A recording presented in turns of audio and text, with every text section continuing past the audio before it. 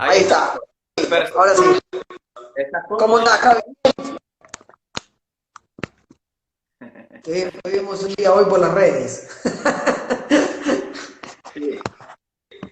Bueno, me alegra muchísimo. Primero saludar a todos los que nos están siguiendo, que se van sumando a través de esta página de Instagram. Agradecerles a todos aquellos que se están sumando. Para mí es un enorme gusto y placer poder entrevistarte, querido Andrés, entrevistarte a vos. Es un placer enorme, un gusto enorme, realmente que vos estés acá conmigo en este momento, en este espacio virtual. Te lo súper agradezco. No, siempre les agradezco al CEF porque para mí el CEF es como, el CEF número 20 es como mi segundo hogar acá en Chacabuco. O sea, casi pasé más tiempo en el CEF que en mi propia casa. Bueno, después de andar de un gimnasio para el otro, de construir gimnasios, tratar de hacer gimnasia en cualquier lado, terminamos en el CEF antes de irme para Buenos Aires. Entonces, yo tengo muy buenos recuerdos y de hecho estuve en los torneos, generalmente los campeonatos bonaerenses de gimnasia, la mayoría los competí para representando al CEF. Entonces tengo la mejor época, incluso hasta cuando me fui a Buenos Aires y bueno, mi papá era profesor de CEF, así que tenía, tengo los mejores recuerdos de la mejor época, porque me acuerdo de Chango Rossi en handball, Contanos un poco, Andrés, que ya que estás justamente mencionando un poco esos recuerdos, ¿cómo fueron tus inicios en la gimnasia y en el CEF particularmente? ¿Sí? ¿Por qué elegiste la práctica de la gimnasia? A ver, contanos un poco tus inicios. Bueno, creo que uno de los principales, quien me acompañó y que me invitó a practicar deporte siempre fue mi papá, que fue un gran deportista, fue mucho mejor deportista que yo incluso, porque lo hizo durante mucho más tiempo. Yo fui buen gimnasta, digamos, y ahora en natación soy un aficionado nada más, me considero un aficionado, o sea, no me considero un deportista porque no, es como que no tengo ser deportista es una filosofía de vida, prácticamente. Es acomodar, o sea, estoy hablando de alto rendimiento, ¿no? Lo que me tocó en gimnasia. Entonces, todo lo que comparo con la actividad física que tuve y actividad emocional y espiritual en la gimnasia, todo lo que lo comparo con lo demás que hago, siempre me parece diminuto, porque tuve mucho tiempo. Y una de las personas que me invitó a ir al gimnasio, bueno, fue mi padre, es profesor de educación física, es kinesiólogo, trabajaba en el CEF y empecé primero en natación, empecé a los 6 7 años, recuerdo que empecé haciendo natación, y era malísimo en natación, no era bueno. Pero bueno, me gustaba y iba a entrenar. Y en ese momento Chacabuco tenía muy buen equipo de natación. Entonces, los principiantes, me acuerdo que estaba la pileta de Fito Vera, era una pileta de 20 metros, privada, o sea, pileta cubierta cuando nadie tenía pileta cubierta. Yo aprendí a nadar ahí. Entonces fue como un desafío grande para Fito y para mi viejo ponerla en marcha y hacerla funcionar en una época que no había calderas con esta tecnología que hay ahora, o sea, toda una serie de desafíos fueron. Empecé a competir, siempre me gustó la competencia, me empezó a gustar la competencia, soy dentro de todo competitivo, me gusta la competencia como filosofía de vida. Uno cuando dice competencia, hay una corriente grande de la educación física que lo toma a mal, pero los deportistas sabemos que la competencia en principio, es un sistema de valores, en donde vos primero te encontrás con un reglamento, con reglas claras, con igualdad ante la ley, por eso invita, o sea, también enseña tanto para la vida el deporte, por eso mismo, porque transfiere valores. Y bueno, empecé a hacer natación y empecé a competir en los primeros torneos y veía que salía quinto, sexto, pero claro, era porque eran 6 andariveles, 5 andariveles.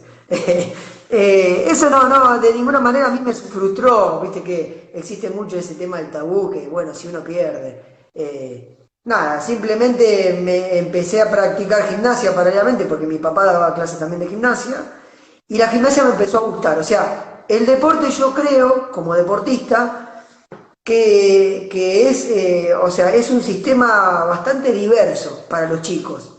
O sea, quizá los que les gustan los deportes individuales no se sienten atraídos por los deportes grupales. Entonces, por eso es tan importante la educación física en los niveles iniciales, para poder probar. Y es muy importante la capacidad y la capacitación que tenga el docente para acercarte a la actividad. Bueno, en principio empecé como todo, como un juego, jugando. La gimnasia artística te permite jugar con tu cuerpo, es desafiar los límites de la gravedad, o sea, de las imposiciones físicas. Es un deporte bárbaro para la educación corporal, o sea, para la capacidad espacio-temporal. Creo que dentro de los deportes de inicio es uno de los mejores para el chico, porque además que se empiezan a trabajar con edades muy tempranas. El nene, o sea, el niño empieza a jugar con su cuerpo. Y es divertido además, es muy divertido. A mí me gustaba porque era divertido. De a poquito se fue dando, empecé a mejorar el nivel, ¿no? Y de ahí empezaron los obstáculos. Te fuiste enganchando y bueno, y ahí empezaron los desafíos y los obstáculos y fuiste creciendo. Porque bueno, llegaste a ser un exponente dentro de la gimnasia artística en nuestro país. A ver, contanos un poco esos pasos. Sí, creo que los pasos en los deportes se empiezan a dar solos. O sea, uno no puede. Hay un error grande de la mayoría de la gente que practica deporte. El deporte y la actividad física es un fin en sí mismo. O sea, no es un camino para. O sea, yo no lo veo de esa manera. Uno practica deporte primero y básicamente porque le da placer y porque le gusta. Hay deportes que no te gustan, hay deportes que te gustan más, menos. Pero si tenés un buen docente al lado, por eso es fundamental la capacitación del docente, y es tan importante en la educación, los profesores de educación física, para mí son básicos y elementales, o sea, son súper importantes para acompañarte a hacer la actividad. Y lo que me pasó es que, bueno, me fui enganchando con la competencia, me gustaba competir. Perdóname, Andrés, vos marcás para el desarrollo de una actividad, sea cual fuera la actividad, que es importante no enfocarse tanto en el resultado, a dónde vamos a llegar, sino en el proceso, en el camino, ¿no? Es importante. No, es que el camino es el fin en sí mismo, o sea, es disfrutar de la actividad, o sea, y aprender todos los días. Vos vas, no, es impensable que uno a los 8 años puede pensar que un chico puede llegar a un juego olímpico. O sea, va a haber un montón de cuestiones de descubrimiento del docente y del deportista, que eso va a configurar algo que en definitiva te va a llevar hacia algo. O sea, no hay un camino muy definido en eso. No hay muchos obstáculos que son. Por eso es tan importante hacer el paralelismo con la vida. O sea, el deporte te enseña a vivir básicamente, con un sistema de reglas, de pautas, de valores. Y es bárbaro para educar. O sea, me parece muy importante para educar. Por eso lo primero que empecé fue a competir. Y bueno, la competencia sana, digamos. O sea, ponerme un obstáculo, ponerme un objetivo. Por ejemplo, el primer campeonato provincial que lo competí justamente acá en el Polideportivo Municipal, cuando el Polideportivo recién se empezaba a abrir, tenía actividades. Todavía no estaba la cancha de parqué, o sea, por ejemplo, de básquet. Y se hizo ahí. De hecho, tengo fotos. Después las voy a colgar. Y bueno, empecé con los campeonatos provinciales, empecé con puestos, en mi categoría, por ejemplo, que eran infantiles A, salía 10º, y el hecho de eso, de empezar a competir y empezar a obtener un puesto o relacionarme con otros chicos y ver que otros eran mejores, admirarlos, porque en definitiva empezás a admirar a tus rivales, pasan a ser tus amigos y además tenés admiración por ellos. O sea, es como, eso es lo que yo llamo la competencia sana. No es que en la competencia vos vas y le pegas un fierrazo al otro. Bueno, depende mucho del docente, ¿no? Cómo te lo transmita. Así que nada, se empezaron a poner, o sea, naturalmente empezaron a haber objetivos y desafíos, que eran los propios torneos, ¿no? Entonces, a partir de cada torneo, el torneo yo lo tomaba como una circunstancia de evaluación propia, o sea, saber hasta dónde llegaste y bueno, hacia dónde te puedes proyectar. Y lo que me pasó es que naturalmente uno cuando le gusta el deporte que hace, quiere progresar, o sea, quiere empezar a progresar. Y bueno, simplemente empecé a elegir otros campeonatos, tratamos de clasificar para los campeonatos nacionales, y a medida que iba creciendo eso, también iba creciendo las dificultades para tener un gimnasio más equipado. Creo que a los 10 años, porque anduvimos dando vuelta por muchos lugares. Primero empezamos en el club social, en la sede, hacíamos gimnasia arriba, después no nos dejaron poner una barra, porque la teníamos al aire libre, la teníamos, me acuerdo, en el patio de mi casa. Hacíamos anillas con las anillas colgadas del gomero, había un gomero antiguo, y colgamos las anillas de ahí para aprender la dislocación. O sea, por eso a veces no es tan importante la infraestructura en los niveles iniciales, pero sí la calidad del docente, la calidad humana, porque eso es lo que te hace progresar. Y nada, de a poquito nos fuimos armando los aparatos. Creo que las paralelas que están en el CEF todavía son las nuestras, las que fabricó mi viejo, con algunos carpinteros, bueno, las anillas. Y no, tuvimos la necesidad de las 6 disciplinas, porque es un deporte que necesita infraestructura. Eso ya fue, bueno, empezamos a trabajar ahí en el CEF, hicimos el foso de caída, era chiquito, no servía, ese que está tapado ahora con madera, lo rompimos una parte nosotros a pico y pala para agrandarlo, para poner la barra, para que no sea peligroso, conseguimos una espuma de colchones que nos donaban. Así que fue todo como a pulmón, digamos. Con muchos Y eso es un encanto, bueno, con Diego Durán, con Julián Durán, con mi hermano. Así que bueno, empezaron los desafíos más grandes y bueno, el obstáculo era cada vez mayor. Empezamos a competir y me di cuenta que tenía condiciones y aprendía sobre todo y me gustaba. Empecé a competir en los primeros campeonatos provinciales, representando el CEF. Después se armaban selecciones a nivel provincial, que serían ahora, están muy ligados los deportes a los Juegos Bonaerenses. Los Juegos Bonaerenses eran clasificatorios para otros torneos que eran los nacionales. Lo que pasa es que bueno, eran solamente de gimnasia, ¿no? No existían todavía en mi época, en esa época de chico, los torneos bonaerenses. De ahí empecé, bueno, a competir en campeonatos nacionales, obtenía, no sé, el puesto 12, 10, 8, 9, iba avanzando de categoría y avanzando de nivel, hasta que se me dio la posibilidad bueno, de empezar a ir a Buenos Aires, a probarme en clubes de Buenos Aires. En primer lugar fui a GEBA, que es el Club Gimnasia de Esgrima de Buenos Aires. Mi nivel era bajo para el equipo que tenían ellos, entonces, bueno, el entrenador resulta que no me vio con condiciones. Era un entrenador de los que entrenaban a los que tenían, digamos, un nivel medio, y no era un entrenador que tenía mucha visión, o sea, que yo me di cuenta después, ¿no? O sea, era un entrenador que no estaba muy en contacto con el deporte, que lo habían puesto para entrenar a los chicos que ya competían, pero no era un entrenador con mucha proyección. Y bueno, me dijo que bueno, que yo que no me veía condiciones para entrenar, ni tampoco me empezó a entrenar, entonces estábamos perdiendo el tiempo, iba cada 15 días. Después de esos 15, o sea, después de ir cada 15 días, dimos vuelta por varios clubes y terminé en el Club Ciudad de Buenos Aires, en donde había un entrenador, un buen entrenador, pero muy estricto, que bueno, me invitó a empezar a entrenar los fines de semana, iba los sábados y domingos, me quedaba allá y luego me volvía para Chacabuco. Eso fue... ¿Qué edad tenías, Andrés, en ese momento? Ahí tenía 15 años, 15 años, 14, 15 años. A los 15 años, después de un año de entrenamiento así mixto entre estar acá y estar allá, bueno, el entrenador que tenía en Buenos Aires y mi viejo me propusieron si me quería ir a vivir a Buenos Aires. Y bueno, me fui a los 16, tenía, bueno, sí, 15, 16. Fue todo un desafío porque tuve que cambiar de colegio, tuve que adaptar mi vida a lo que iba a ser mi vida deportiva.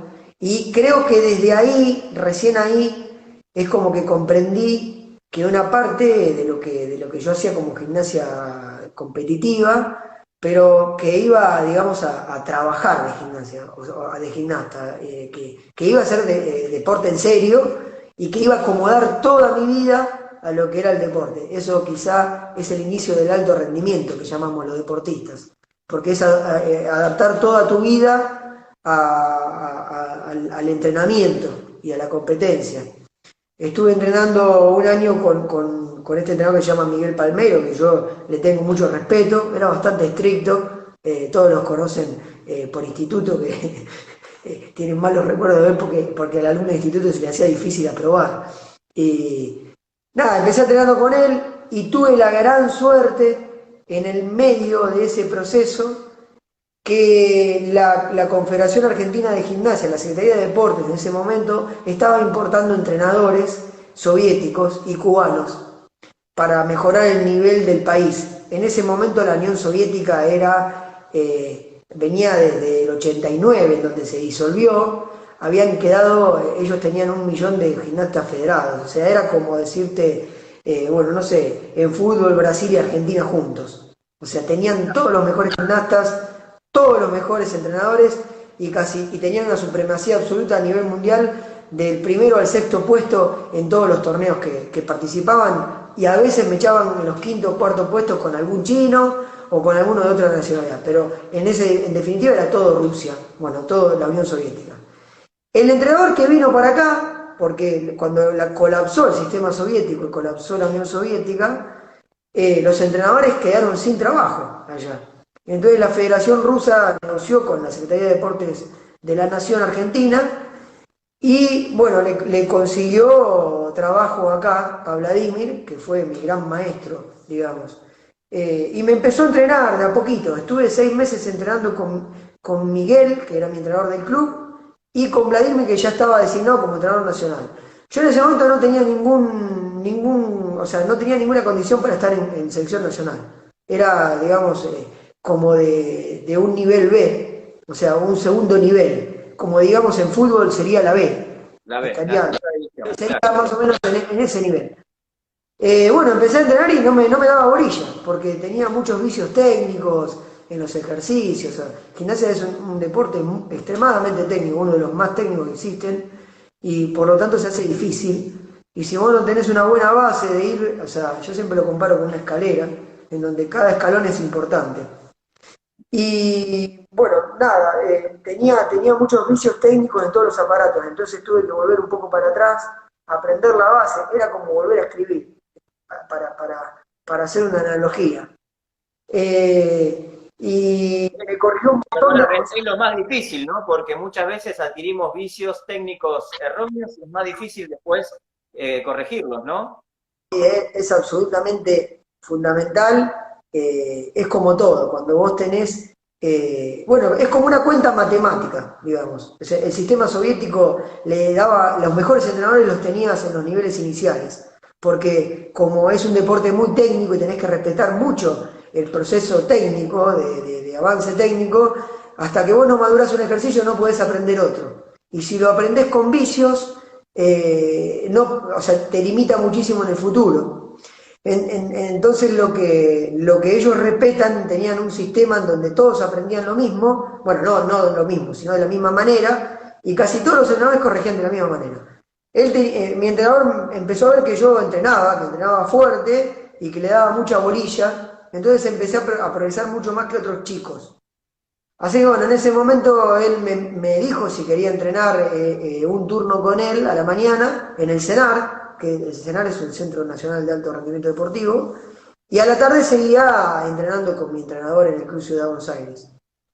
Estuve el segundo año que estuve en Buenos Aires, estuve entrando en el CENAR a la mañana y a la tarde en el Club Ciudad de Buenos Aires, que están pegados. Entonces me iba de un lado a otro y además tenía el colegio, porque yo estaba en cuarto año ahí. O sea, como que mi vida por la secundaria pasó en un segundo plano. Porque acá iba al industrial, que tenía doble turno, tengo compañeros y todo, pero estuve hasta tercer año. Pero generalmente yo salía del colegio y bueno, iba al gimnasio. No quedaba otra porque es un deporte que tenés que entrenar, por lo menos para hacerlo en serio, 3 o 4 horas por día. No hay un término medio a nivel más o menos B, en donde vos podés entrenar 1 hora por día, 1 hora y media o 3 veces por semana. Uh-huh. Vladimir fue un transmisor de muchos conocimientos técnicos. y él tenía muchísima experiencia, que eso fue siempre lo que me encantó. Y además que al tener mucha experiencia él tenía mucha visión de futuro, o sea, él te veía hacer un ejercicio y ya sabía o suponía cuáles ejercicios se te iban a hacer más fácil, porque ahí en gimnasia también hay otro tema de que vos no podés enseñar para un equipo de 10 personas de la misma manera, o sea, los mismos ejercicios. Porque hay chicos que, por ejemplo, se les hacen más fáciles las disciplinas de apoyo, hay otros que son más potentes de pierna, hay otros que son más flexibles de tronco, entonces cada uno tiene cualidades diferentes y ahí es fundamental que el entrenador tenga la vista afilada o tenga una vista fina, digamos, para poder guiarte y enfocarte en lo que vos vas a ser el especialista. A mí se me hacían más fáciles, por ejemplo, de las disciplinas, caballete con arzones, y se me hacía fácil también, bueno, fácil no era nada, pero caballete con arzones, que es el de aparato que por lo general se le hace más difícil a todos, y paralelas, o sea, las dos disciplinas de apoyo.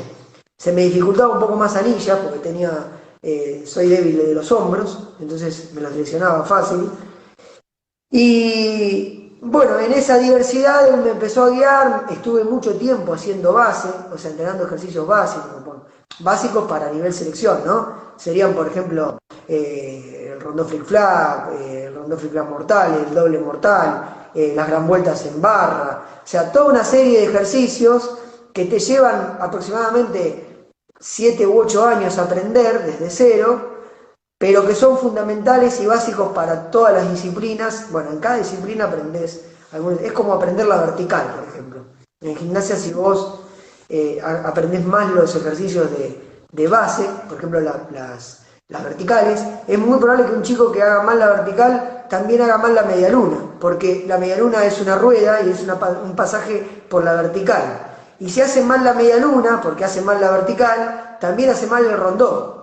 Porque el rondó es una evolución de la medialuna, es un pasaje por la medialuna, pero al final haces una corbeta. Entonces, si vos también haces mal el rondó, haces mal el flick-flack, porque la corbeta la haces mal y el flick-flack te sale para el costado, o revoleado, o con un montón de vicios técnicos. También si haces más el flick-flack te limita muchísimo para después el pique, para hacer mortal, para hacer doble mortal, para hacer doble mortal con pirueta, o sea, para hacer un montón de ejercicios que vienen después. Claro. Él me corrigió muchísimo la base. O sea, como que en los primeros 2 años que estuve entrenando con él, hicimos como un retroceso en la parte de dificultad de los ejercicios, en todas las disciplinas, en las 6. Gimnasia, bueno, yo no lo expliqué, me lo pasé por alto, tiene 6 disciplinas. Es suelo, que es un cuadrado de 12 por 12, una tamblinera, después tiene caballete con arzones, que es como un potro con 2 manijitas, en donde se hacen ejercicios circulares.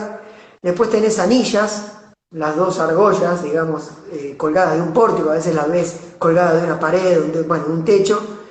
Tenés salto ese que corres y saltás, que antes en la antigüedad también se hacía, la gimnasia tiene sus orígenes en la antigua Grecia, ¿no? Y ese que corres y saltás, que antes teníamos el caballete ese sueco, el caballo sueco que es por tramo, que a más de uno cuando saltaba se le desarmaba y te pegabas un golpe. Después de salto viene, paralelas, los 2 barrotes juntos, que ahí es donde se separa de la femenina, en donde las paralelas son asimétricas, o sea, una arriba de la otra. Y por último tiene la barra fija, que en femenina no existe. Eso es en gimnasia masculina. Las mujeres, a diferencia de los varones, tienen, las paralelas son asimétricas, no están a la misma altura, las paralelas de hombres están así y las asimétricas están más arriba, hay un barrote más arriba que el otro. Está la viga de equilibrio que nosotros no tenemos afortunadamente, porque es terrible como aparato, y compartimos suelo y salto. O sea, se comparten, tienen diferentes características, pero son 2 aparatos que se comparten. Es un deporte. Sí. Contame entonces, hiciste esos 2 años de base como para la selección, llegaste a la selección y contame un poco ese día, qué sentiste. Ahí en gimnasia,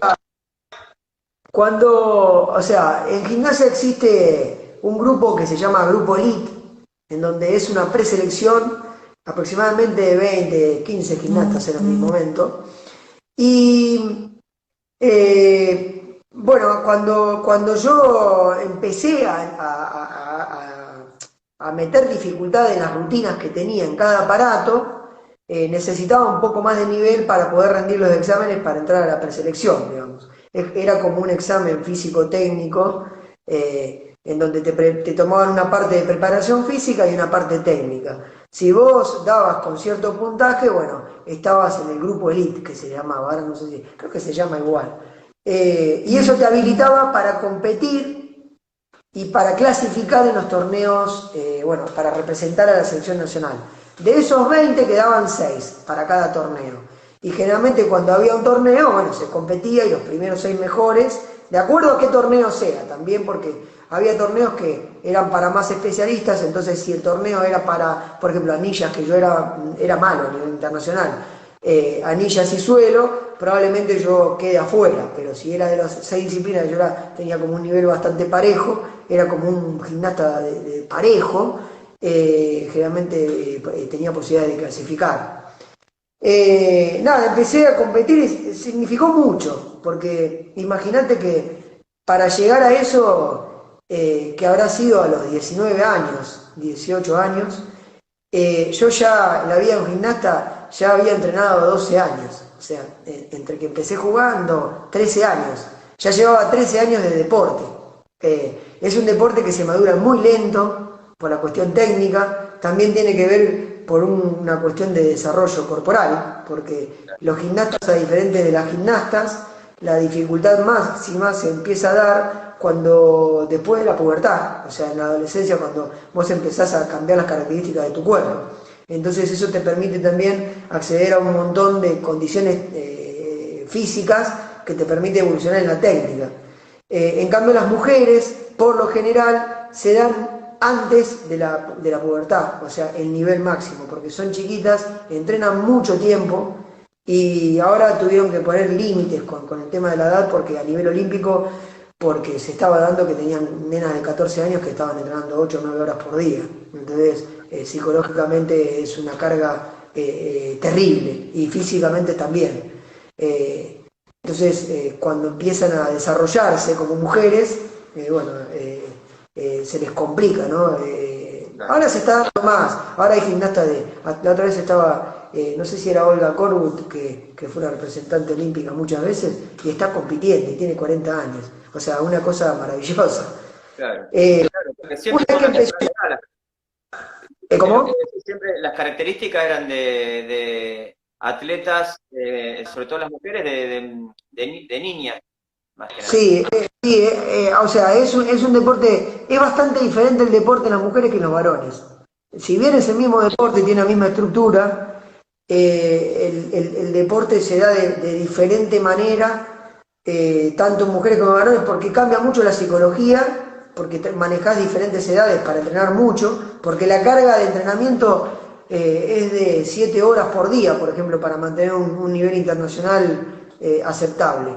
Y no es un deporte que vos podés entrenar 3 veces por semana, 4 horas por día, o sea, es nada casi.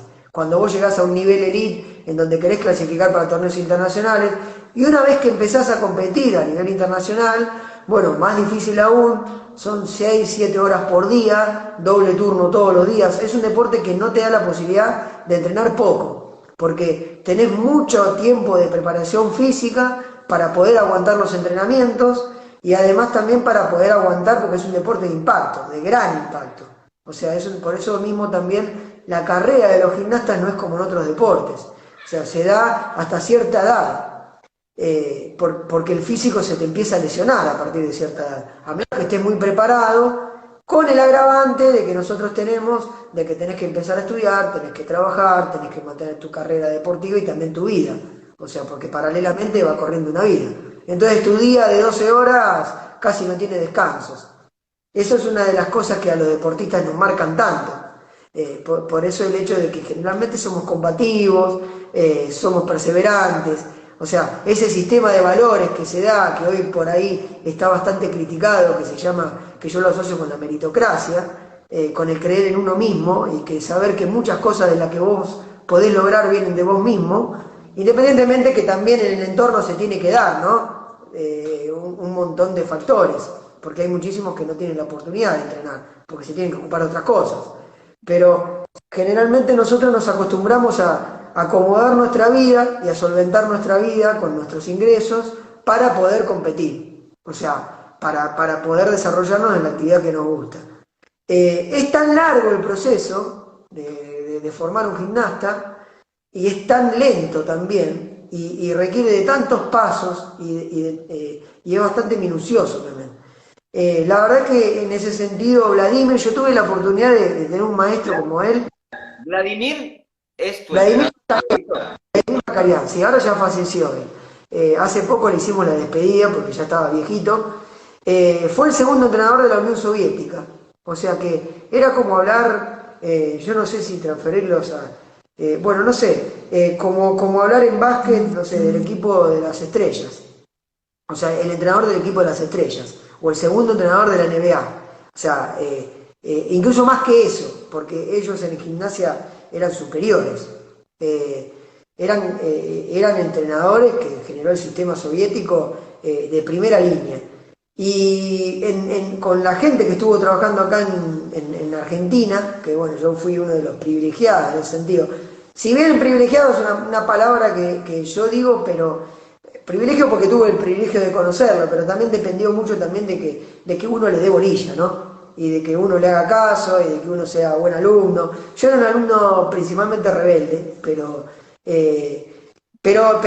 era, en general era obediente, o sea, porque en el deporte tenés un sistema de valores, o sea, tu maestro es alguien a quien vos admirás, independientemente de que uno sea revoltoso, todo parte de la admiración y de la motivación que tengas para absorber todos los conocimientos de esa persona. Entonces cuando empecé a competir, me di cuenta que cuando yo había llegado a Buenos Aires veía a los que eran de la selección, los veía inalcanzables. Y de repente en 3 años, que no es tanto para la carrera de un gimnasta, 3, 4 años, estaba compitiendo de igual a igual. Entonces eso fue como muy gratificante. O sea, Claro. porque incluso el maestro, por eso el rol de los profesores, ¿no? Que yo siempre rescato. Incluso los maestros son aquellas personas que ven en vos mismo cosas que vos no ves. Y que además son disparadores de cosas en donde ellos te hacen ver o te hacen sentir que vos podés hacer cosas que ni vos mismo creés que podés. O sea, creo que eso es una de las cosas que más me gusta o sea, de ejemplificar lo que es un maestro en la vida, o sea, un docente, de ese que te despierta un montón de amor por la actividad, pero que además del amor por la actividad, que bueno, eso va a provocar que vos mismo te pongas en marcha, porque si vos no te pones en marcha, por más que ames una actividad, es como todo, ¿no? No vas a lograr nada, pero cuando vos te pones en marcha, además de eso, al guiarte, esta clase de gente te está llevando por un camino en donde ni siquiera vos a veces tenés claro si vas bien o no vas bien. Entonces, el rol del maestro, el rol del entrenador, el rol del profesor, el rol de los profesores iniciales, de los docentes, es fundamental, porque te cambian la vida. O sea, te cambian incluso la manera de ver la vida. O sea, te forman y te transmiten un sistema de valores y digamos, de emociones o de anhelos que no se dan en otras disciplinas, o sea, por lo menos para los que somos deportistas. Por eso a mí, sí. De esos maestros que vos nombraste, entrenadores y demás, ¿quiénes, si tuvieras que elegir al favorito o al que te marcó más, cuál sería? Bueno, creo que el favorito debería ser mi viejo. Mi viejo porque es el que me inició y yo hubiese llegado quizá a un nivel aceptable, digamos, potable, con un mal entrenador en una segunda etapa, o con un entrenador mediocre. O sea, hubiese llegado a un grupo elite y me hubiese costado mucho clasificar a los torneos internacionales, no hubiese tenido buenos resultados a nivel internacional ni nada. Pero mi viejo fue casi el motor que me hizo participar de todo ese proceso, porque es un proceso difícil. El físico, yo siempre digo que para un deportista lo más importante es lo espiritual. El deporte es una actividad espiritual más que física, porque nadie puede suponer que sin un sueño claro, o sea, bueno, por ejemplo, porque el deporte te permite fabricarte sueños, y esos sueños después de repente se empiezan a convertir en objetivos. Y eso también rige mucho para los valores que yo tengo en el trabajo, en lo que estudié, en lo que emprendí. O sea, o sea, yo tengo incorporado ese tema de luchar por lo que me gusta, darle la vuelta, lucharla, pelearla, y a veces las cosas se ponen difíciles, pero seguir dándole porque, bueno, la vida es eso, o sea, te enseñan para la vida. Y creo que mi hijo me transmitió todo ese sistema de valores que me permitió afrontar los entrenamientos 4 horas, 5 horas, 6 horas. Como que Vladimir después me dio la parte fina, la cosa esa delicada, en donde sería pulir el diamante, o sea, el proceso final. Claro. Pero bueno, fue también un transmisor enorme de sabiduría. O sea, yo creo que en primer lugar mi viejo y en segundo Vladimir como entrenador, como técnico, la verdad que insuperable porque yo he viajado a mundiales con él y me he dado cuenta que fue entrenador de campeones olímpicos, campeones mundiales, gente que era mi ídolo, entonces, y que lo respetaban como si fuese un dios. Entonces digo, wow, mirá lo que tenemos acá y muchas veces no lo aprovechamos. De hecho, no estamos aprovechando mucho de la camada que generó él, porque todos quedamos fuera. Si tuvieras que marcar o recordar una anécdota que haya marcado tu carrera como deportista, o tuvieras que recordar el momento cumbre, la punta del iceberg, ¿cuál sería ese momento? ¿En qué competencia, en qué momento, en qué lugar? Paradójicamente, el torneo por excelencia que yo tengo como referencia de mi mejor momento fue un campeonato mundial en China, que además era clasificatorio para los Juegos Olímpicos de Sydney, en donde tenía muchas posibilidades de clasificar. Y bueno, yo competía en los 6 aparatos, me preparé como para clasificar para los Juegos Olímpicos, porque a nivel mundial, para ir al mundial yo necesitaba clasificar acá en Argentina, estar entre los 6 mejores. Y depende de qué selección se armaba, porque a veces nos tocaban ir de a 3, los primeros 3 mejores, a veces los 4, a veces los 6, cuando íbamos con equipo completo, según el torneo que era, y según los fondos que había también, porque muchas veces me los tenía que pagar yo. Entonces, en el torneo que era clasificatorio para los Juegos Olímpicos de Sydney, en el 99, el año anterior a los Juegos Olímpicos generalmente es el año que hay mejor nivel. En gimnasia artística no es como otro deporte que por ahí, no sé, por ejemplo en judo se da que si vos tenés una buena llave, que es el sistema de peleas que tenés, con quién te enfrentás, quizás zafás hasta una final para encontrarte con uno mucho mejor que vos. En cambio, en gimnasia se compite todo junto. Compiten los 360 seleccionados del mundo, compiten en un torneo que se llama el All Around, y de ahí salen clasificaciones para las finales del mundial, donde vos podés coronarte como campeón mundial de una disciplina, por ejemplo. Mi mejor ubicación la tuve en Caballete con Arzones, en el puesto en el ranking 25 del mundo, que era un muy buen puesto, porque ya a partir del 30 casi todos estábamos con una misma nota, por ahí no le podías ganar a los 7 primeros, pero sí podías estar en ese grupo, en esa selección de gente, que después si se daba un circuito internacional, por ejemplo, en donde faltaban mucho, vos podías acceder a un Grand Prix mundial y a coronarte con una Copa del Mundo, digamos, o a entrar en un podio mundial. En los Juegos Olímpicos es más difícil, porque vos clasificabas en el mundial anterior, y yo tuve una mala época para eso, o sea, tuve una época de mala suerte o mirándolo geogimnásticamente, digamos, inventando la palabra. La Unión Soviética se había dividido, y la Unión Soviética tenía 6 gimnastas por selección. O sea, entre los mejores se eliminaban entre ellos. Entonces vos, las camadas anteriores a la mía, llegaban con 6 gimnastas rusos, soviéticos nada más. En cambio, después de que se partió la Unión Soviética, yo llegaba al campeonato mundial y había 6 países de la Unión Soviética, que eran 36 gimnastas de primer nivel que era dificilísimo ganarles. Entonces, o sea, y sumando todos los aparatos, ellos tenían 100 gimnastas de primer nivel, que obviamente vos no te enfrentabas en los mundiales porque se eliminaban entre ellos. Era como decirte, bueno, tenemos que armar un equipo de la NBA, de básquet, y bueno, probablemente vayan 6 jugadores, no sé cuántos son, pero probablemente se eliminen entre ellos. Ahora, si te presentan 7 equipos, es muy probable que una seleccionada nacional, 3 equipos le ganen al seleccionado de otra, o sea, de otra nación. No sé si se entiende. Sí, Entonces, esa época estuvo signada por esa cuestión. O sea, nosotros teníamos, por ejemplo, a Rusia, Bielorrusia, Ucrania, Kazajstán, cualquier país que se presentara, que sea parte de la Unión Soviética, tenía muy buen nivel.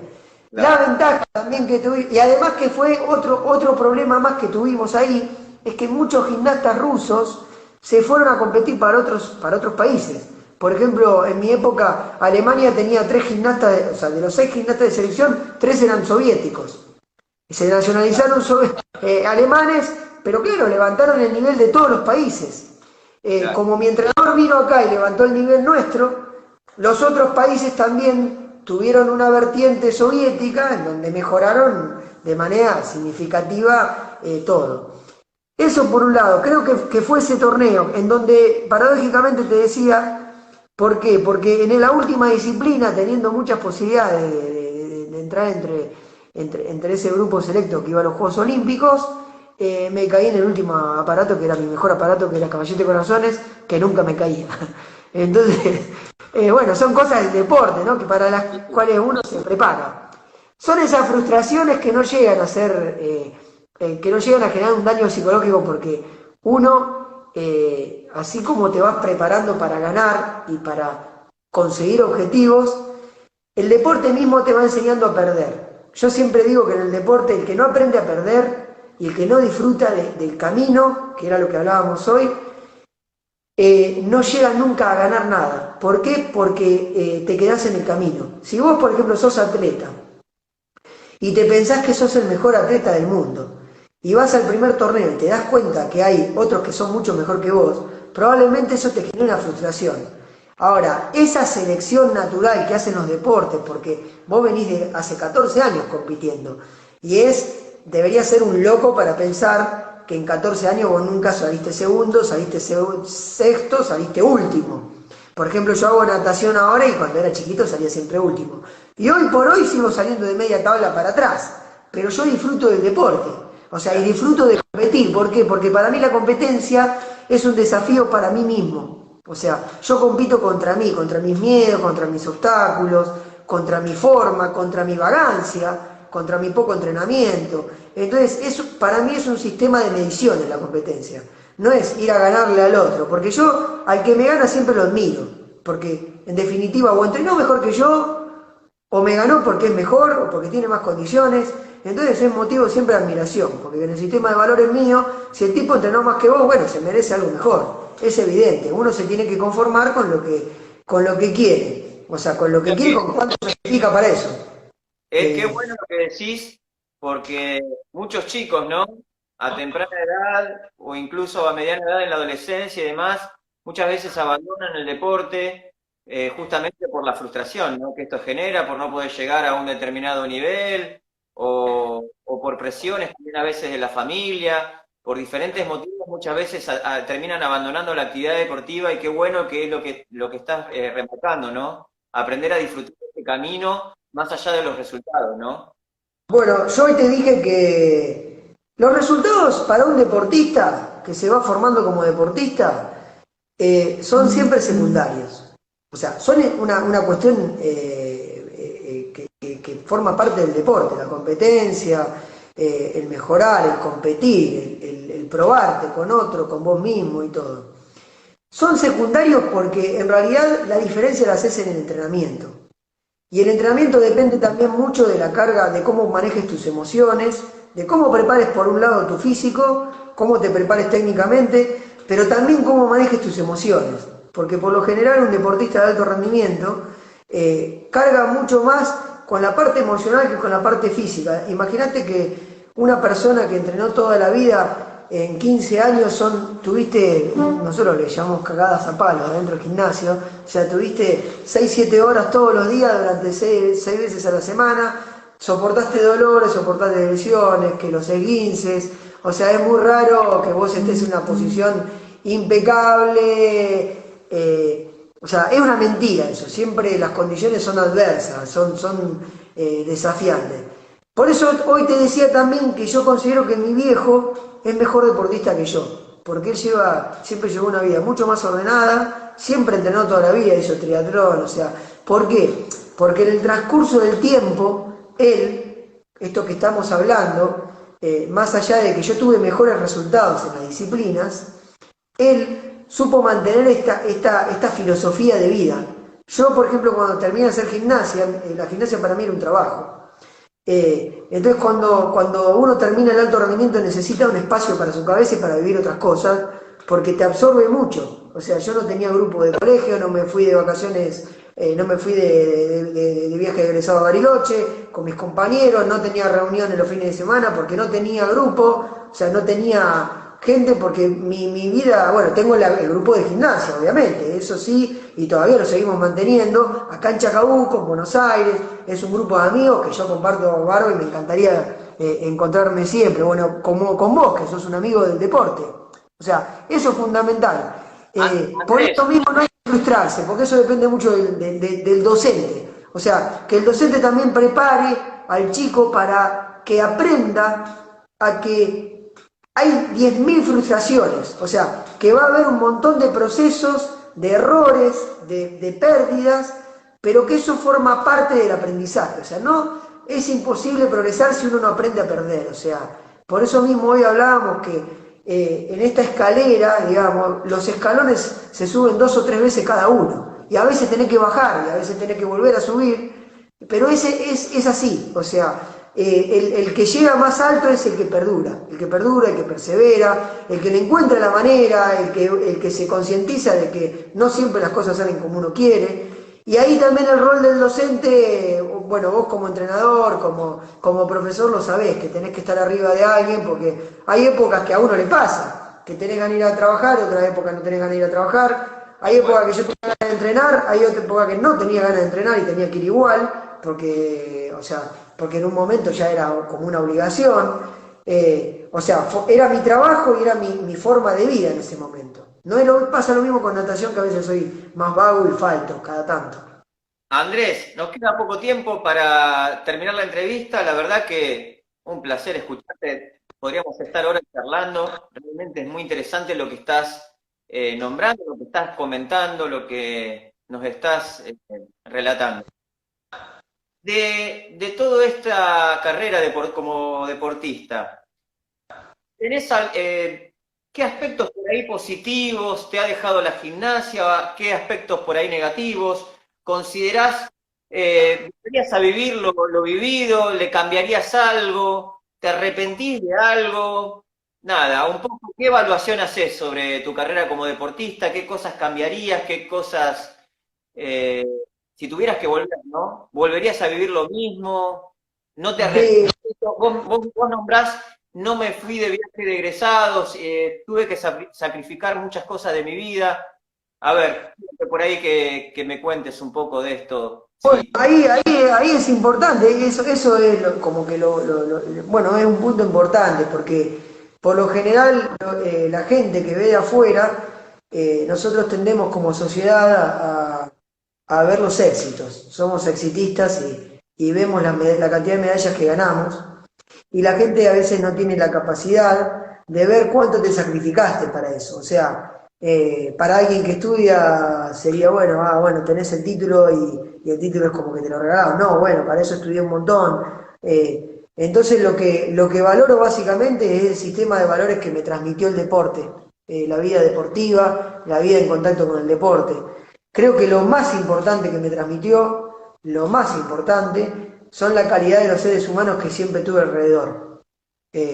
Por eso a mí soy tan combativo con algunas cuestiones, digamos, morales o cuestiones de ética o del sistema de valores que comparte la gente, porque me acostumbré a trabajar y a estar en contacto con personas que hacen de la nobleza algo en común. O sea, por lo general el deportista en general tiene un sistema de valores, es aguerrido, es comprometido con las cosas, es prolijo, es ordenado, porque el propio deporte lo educó así y le transmitió eso.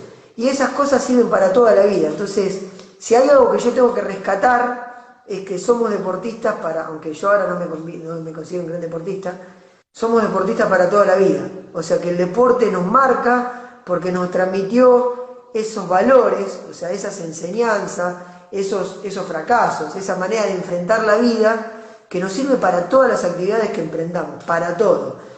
Si hay algo de lo que me arrepiento es haber terminado tan rápido. O sea, yo tenía, por el nivel que tenía, podía haber aguantado no es la palabra. Podría haber usufructuado 6, 7 años más. Lo que pasa es que, bueno, se me mezcló con muchas cosas, con la facultad, con el trabajo, estaba agotado, el país también, Argentina en el alto rendimiento agota mucho, entonces la carga emocional era muy grande, había mucha presión y somos los deportistas por lo general, que eso es un defecto y una virtud al mismo tiempo, con algunas cosas somos obsesivos, tendemos a la obsesión, o sea, a la obsesión no negativa, ¿no? Que hacemos siempre lo mismo de manera loca y que tendemos a comprometernos con algo y darle para adelante. Aunque te golpees y aunque todos te digan, no, pero mirá, ¿para qué vas a hacer esto?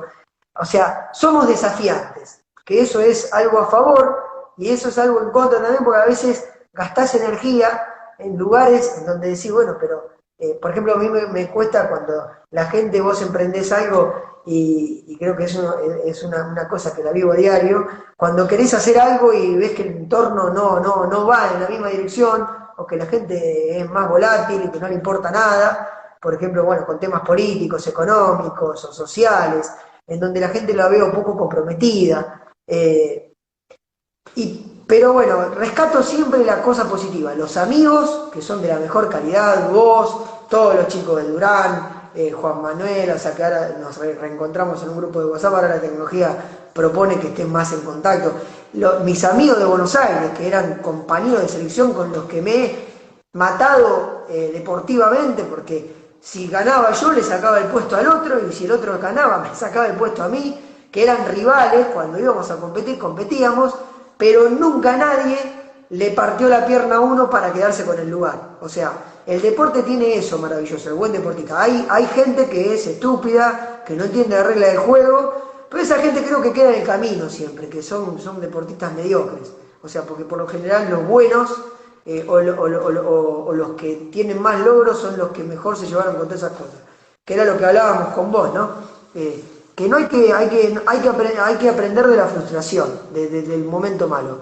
Si hay algo que tengo que decir es que calculo que naturalmente, yo soy de elegir mucho así en libertad, pero calculo que de haber nacido de vuelta elegido a través de ser gimnasta, ser deportista, y por sobre todo, bueno, los amigos uno no los va eligiendo, sino que van surgiendo. Y creo que lo que más me rescato del deporte es la cuestión humana, porque va filtrando tanto que te queda siempre lo mejor. Y quizá no te queda un grupo de amigos, por ejemplo el deporte individual no te crea un grupo de amigos de la secundaria, yo he sacrificado un montón de cosas. Pero a la vez que perdí el viaje de egresados en Bariloche, que es lo que hicieron todos, me han quedado amigos de todo el mundo, que no los hubiese conocido si no hubiese sido a través del deporte. O sea, creo que rescato eso sobre todo. Andrés, por último y para cerrar, nos quedan 2 minutitos. ¿Qué le dirías a un chico, a una chica, a una niña que en este momento está con nosotros en el set, que seguramente te están mirando? ¿Qué le dirías a ese niño, a esa niña que está practicando gimnasia artística? ¿Qué mensaje le darías? Bueno, en primer lugar, que se diviertan, que disfruten del deporte, que traten de hacerlo lo mejor posible porque eso hace que después los frutos sean mucho más grandes. Es como el estudio, ¿no? Si uno estudia más, probablemente tenga mejor resultado en el futuro. pero que lo disfruten, que se diviertan, que aprovechen, que es una época maravillosa del ser humano, creo que es la mejor época en la que estás con las mejores emociones, que aprendan de los maestros, de los profesores, que los respeten, que por sobre todo los expriman, que aprendan hasta desde cómo se comportan en el gimnasio hasta todo, hasta las enseñanzas que le dan, porque eso después sirve para toda la vida, incluso más que profesores de facultad, más que hasta, a veces hasta más que tus propios padres. O sea, el docente creo que es el ente que revela un montón de cosas en tu vida. Entonces lo que yo les diría es que aprendan, que van a aprender a través de los errores, que sepan que no todo es lindo, pero que si deciden competir, que van a tener muchos desafíos, que van a tener muchas frustraciones, a veces se van a largar a llorar, a veces se van a sentir tristes, pero que a la larga, por más frustraciones que tengas, siempre aprendes algo, siempre. El deporte siempre te enseña algo y te das cuenta de más grande, yo tengo 43 años, que de las cosas que tengo mejor en la vida son generalmente todos mis recuerdos y todos mis contactos que quedaron de las actividades que hice. O sea, creo que básicamente es eso, que lo aprovechen, porque de todo eso después se van a acordar y lo van a disfrutar, y son cosas que quedan para toda la vida, las enseñanzas, los valores y sobre todo las personas. Buenísimo, Andrés. Bueno, la verdad te agradezco enormemente este gesto para con el CEP, para con nosotros, esta nota, este tiempo que nos has brindado. La verdad que estaríamos mucho más tiempo escuchándote, pero bueno, sabemos que esta plataforma tiene una hora, ahora tenemos continuidad dentro del CEF en una clase virtual y le tengo que dar espacio a nuestro colega para que dé la clase, así que bueno, nada. No, Enormemente agradecido por tu tiempo, por tu gesto y por tu narrativa que fue realmente muy, muy interesante. yo quiero agradecerle a ustedes básicamente porque siempre el CEF para mí es como un segundo hogar, ya te lo dije al principio, y todos los profes de toda esa gente maravillosa es la que, todos, a los que los conozco a todos y soy amigo de todos, y de hecho hace poquito estuve trabajando ahí, después nos dieron por cuestiones laborales, no pude seguir porque bueno, ahí iba a Don Oren y tuve que empezar a trabajar con mi actividad, pero toda esa gente para mí es la más rescatable de toda la sociedad, que son los maestros, los docentes, los profesores de educación física, no digo todos, pero la mayoría que está en contacto con el deporte son personas que transmiten valores, y eso hoy por hoy es algo que no sobra en la sociedad argentina. Entonces creo que por ahí es el camino es por ese lado. Así que muchísimas gracias a ustedes por la invitación y por rescatar todas estas cosas lindas. Bueno, y seguramente pronto nos estaremos viendo. ¿Eh? Perfecto, perfecto, perfecto, Javier. Te Muchas mando un gracias. fuerte abrazo, Andrés. Gracias por todo. Un abrazo a todos y saludos a todos. Gracias. Chau, chau, y saludamos a todos los que estuvieron siguiéndonos y les agradecemos que nos hayan acompañado en este vivo. Bueno, chao, chao, chao. No, Gracias. chau, chau.